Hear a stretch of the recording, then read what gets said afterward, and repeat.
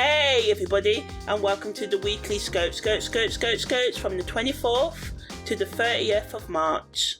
Hi everybody, and welcome to this week's weekly Scopes. If you've heard this before, you can skip, but this is just the intro on how I formulate these astrology weekly readings. I use astrology and my intuition to give you advice how you can practically use the knowledge of the stars and the planets and apply them to your life. So my weekly Scopes are all based on GMT time and on Vedic constellational astrology. So now I'm just going to explain what Vedic constellation astrology is and how it differs from Western astrology. So the precession of the equinox is sort of like something that happens in astronomy and astrology, where the Earth's axis undergoes a slow circular motion over 26,000 years, and basically this means that this motion causes a shift in the position of the equinoxes, and also the calculation Vedic and Western astrologies use. So around 2,000 years ago, the tropical and sidereal Vedic astrology signs of astrology were aligned in the same position. So if the sun was in Scorpio in Vedic astrology, it was also in the constellation of Scorpio in Western astrology. But because of the precession of the equinoxes, this has caused a gradual westward sort of like drift of the tropical Western signs. So basically these signs and the Western signs shift 1 degree with every 72 years. So as a result of this ongoing shift, when Western astrology says the sun is in the constellation of Pisces, it's typically in the constellation of Aquarius. Still, this is because the degree, orb and the date for Western and Vedic astrology are 24 degrees, 24 days apart. So in Western astrology, the sun enters the constellation of Pisces around the 19th of February each year, but actually the sun doesn't arrive into the constellation of Pisces until the 13th to the 15th of March each year, and Vedic astrology takes this into account because it's based on the fixed star positions, and Vedic astrologers use sidereal calculations. So as a result, Vedic astrology takes into account the actual positions of the constellations in the sky at any given time, and also considers the precession of the equinox, adjusting for the shift in the position of the equinoxes over time. But in terms of Western astrology follows the tropical zodiac, which is based on the seasons rather than fixed star positions. Western astrologers also do not directly account for the precession of the equinox in their calculations as well, so this results in slightly different calculations and interpretations that are given whether we're using Western astrology or Vedic astrology. So yeah, as I said, Western astrology uses specific dates, so every year, regardless of where the sun actually is at the sky, the sun moves into Pisces around the 19th of February. So yeah, this discrepancy, this misalignment between the tropical zodiac and the actual positions of the constellations has led to a discrepancy between Vedic astrology and Western astrology. So I consider the actual where the sun and the moon are and where Mars and Venus are at any given time, and this is how I formulate these sort of like weekly scopes. So yeah, thanks for listening to this, and let's dive into this week's weekly scope. So on the 24th of March, the moon enters Virgo and Venus makes a sextile to Jupiter.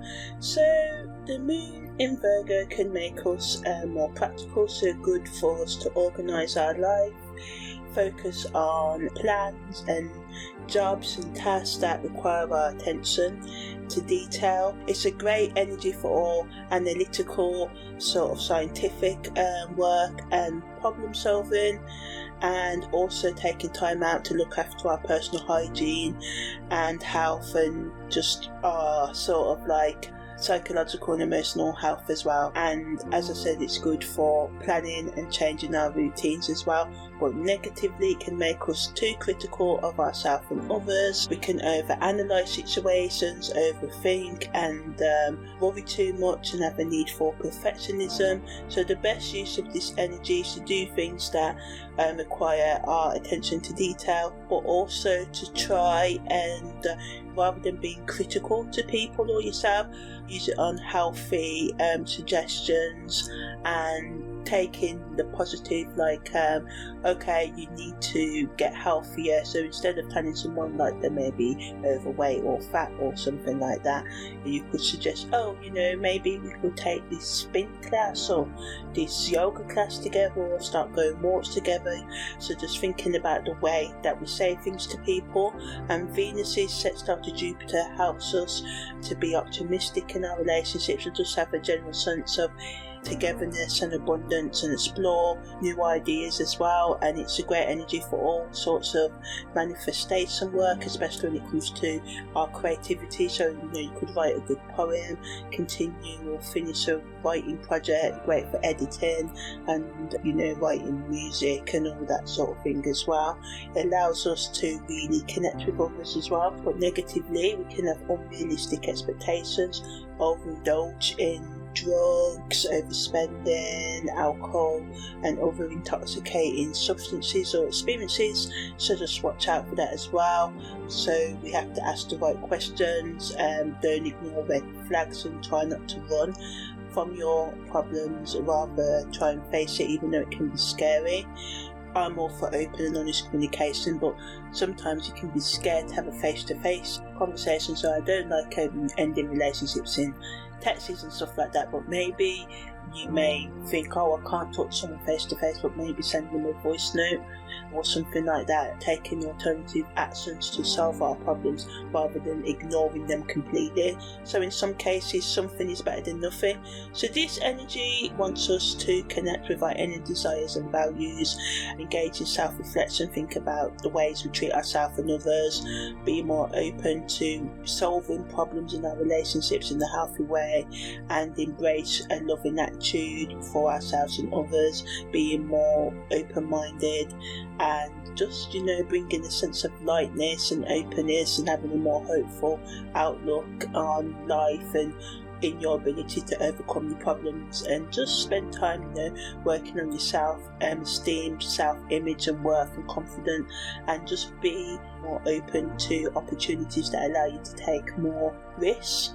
On the 25th of March, there's a full moon lunar eclipse in Virgo, so if you want to know more about that, check out the audio in the playlist. The moon also goes void of course just after it hits that full moon lunar eclipse days between 7:01 and 7:13. So moon void of course basically means that the moon is making no major aspects to any of the other planets before it leaves its sort of like current zodiac sign, so it's still making subtle sort of like connections between like sextile squares and semi-sextiles and quintiles and bar quintiles, but it's just not making things like conjunctions and stuff. So it just helps us with tuning into our own energy and intuition, but negatively it can lead to miscommunications and delays. Mercury also enters Aries today, so if you want to know more about that, check out the in-depth analysis that I've done on it in the playlist. But ultimately, Mercury in Aries gives us the ability to start new projects, to be more assertive, but people can be competitive. But a good sense of competition is not bad, it's only when it's unhealthy. We can inspire each other's confidence today, help each other take more positive and decisive actions. But negatively, we can be pushy and impatient and impulsive, trying to force our ideas and expectations on others, and this can result in conflicts, and we can make hasty sort of decisions and not think before we say and do things. So just try and resolve conflict, be open to respecting other people's boundaries as you enforce yours, and be assertive and not aggressive, and just respect other people's boundaries. Use the, you know, sort of like mental flexibility that Mercury in Aries brings. On the 26th of March, the moon's north node goes direct and the moon enters Libra. So the moon's north node going direct encourage us to let go of old patterns and embrace new opportunities, but it may also bring our attention to unresolved issues or challenges. So when the moon's north node is retrograde, a lot of ideas about the things we may need to change in our relationships in ourselves may come into our minds internally, or our external experiences now may reflect the need to move forward. So just pay attention to the experiences, the interactions you have with others at this time, and try to ask yourself, what are these situations and people trying to tell you, not in a paranoid or panicky sort of way, but in a way that nurtures and embraces the person who you are trying to become or need to become, to bring more balance into your life. And the moon in Libra encourages us to do that, but negatively can add to the indecisiveness and us needing to seek validation from, external people and experiences and sources as well. So we just have to do our best to seek that validation from within, asking ourselves, getting to the root of our emotional, psychological trauma and spiritual wounds, and looking into the reasons we may seek validation from others. Maybe also questioning the ways that we may people please and why we do people please, and just doing our best to remain open to reduce any conflict or avoid any tensions while in relationships, and just to seek peace within ourselves and just embrace change. On the 27th of March, nothing happens. On the 28th of March, the moon enters via combustion, and Venus makes a sextile to Uranus as well. So the moon entering via combustion happens when the moon enters the 15th degree of Libra, and the moon remains in via combustion until when it enters the 15th degree of Scorpio. So we can become more emotionally volatile, more open to mood swings as a collective as well, and we can just be impulsive in our reactions and just blow things out of proportions, and more chance of misunderstandings as well. Positively, Venus's sextile to Uranus can encourage us to be more spontaneous and have a desire for new experiences.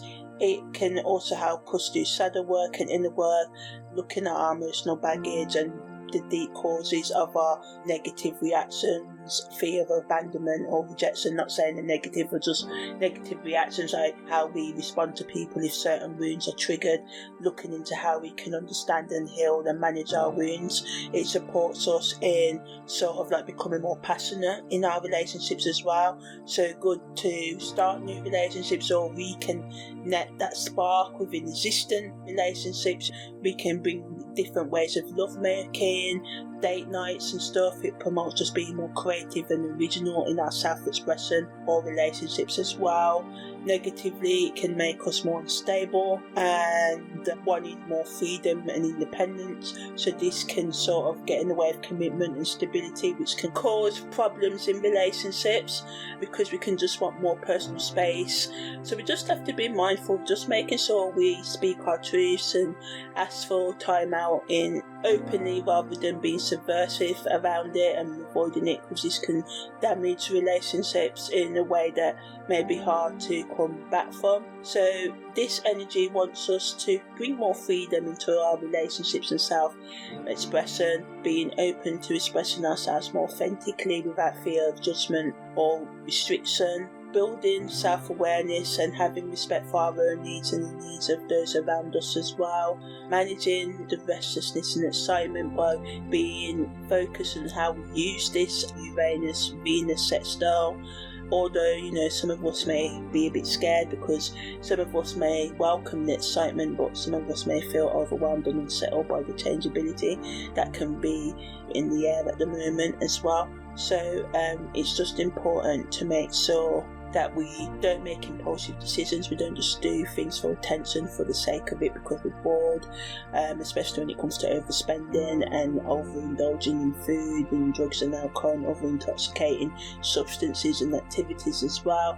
The best use of this energy is to find a balance between embracing new experiences and maintaining stability in our lives and our relationships as well, taking time to evaluate the consequences of our words and actions and the long-term implications of the things we do and say over the next 3 to 4 days as well. On the 29th of March, the moon enters void, of course. There's also a disseminating moon phase as well. and the moon also enters Scorpio as well. So the disseminating moon phase happens between the full moon and the last quarter moon. So we just had the full moon, what wanted us to release or may have given us an influx of information. The disseminating moon supports us in sort of using any information and ideas and experiences, promoting communication, teaching, spreading knowledge, as well as, just being more open to creative and healing work as well. Also helps us with networking, public speaking, so good for sort of communication projects, but we have to just watch out for oversharing and spreading information without proper judgment. Just be careful who you're saying things with, make sure you trust them, they trust you, try not to gossip as well, repeat things, fact check, make sure any knowledge or information you say is accurate at this time and also beneficial.